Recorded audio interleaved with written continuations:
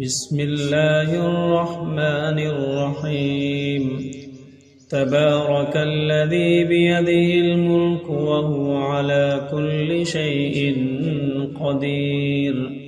الذي خلق الموت والحياة ليبلوكم أيكم أحسن عملا وهو العزيز الغفور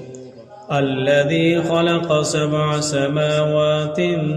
طباقا ما ترى في خلق الرحمن من تفاوت فارجع البصر هل ترى من فطور ثم ارجع البصر كرتين ينقلب إليك البصر خاسئا وهو حسير ولقد زينا السماء الدنيا بمصابيح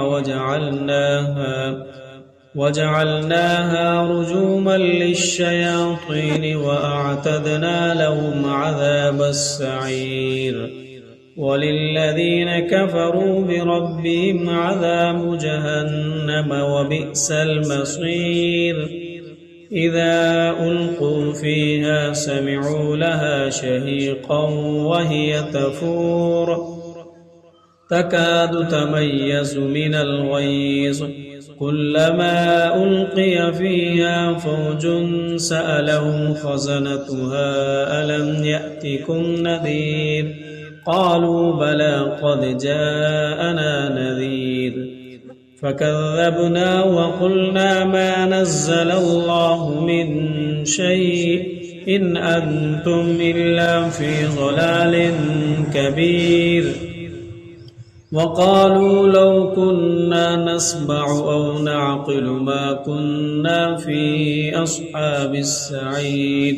فاعترفوا بذنبهم فسحقا لأصحاب السعير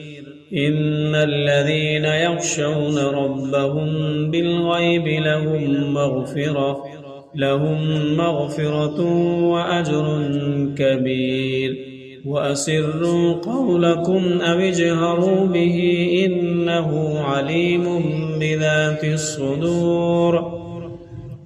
ألا يعلم من خلق وهو اللطيف الخبير هو الذي جعل لكم الأرض ذلولا فامشوا في مناكبها وكلوا من رزقه وإليه النشور أأمنتم من في السماء أن يخسف بكم الأرض فإذا هي تمور أم أمنتم من في السماء أن يرسل عليكم حاصبا فستعلمون كيف نذير ولقد كذب الذين من قبلهم فكيف كان نكير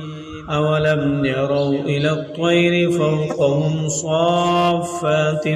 ويقبضن ما يمسكهن إلا الرحمن إنه بكل شيء بصير أمن هذا الذي هو جند لكم ينصركم من دون الرحمن إن الكافرون إلا في غرور أمن هذا الذي يرزقكم إن أمسك رزقه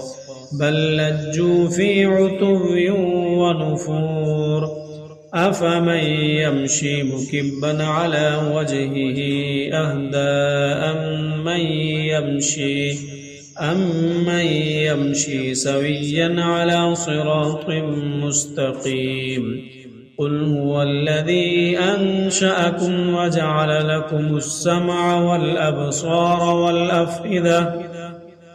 قليلا ما تشكرون قل هو الذي ذرأكم في الأرض وإليه تحشرون ويقولون متى هذا الوعد إن كنتم صادقين قل إنما العلم عند الله وإنما أنا نذير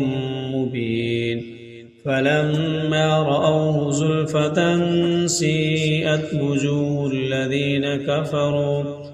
وجوه الذين كفروا وقيل هذا الذي كنتم به تدعون قل أرأيتم إن أهلكني الله ومن معي أو رحمنا فمن يجير الكافرين من عذاب أليم قل هو الرحمن آمنا به وعليه توكلنا فستعلمون من هو في ضلال مبين قل أرأيتم إن أصبح ماؤكم غورا فمن يأتيكم بماء معين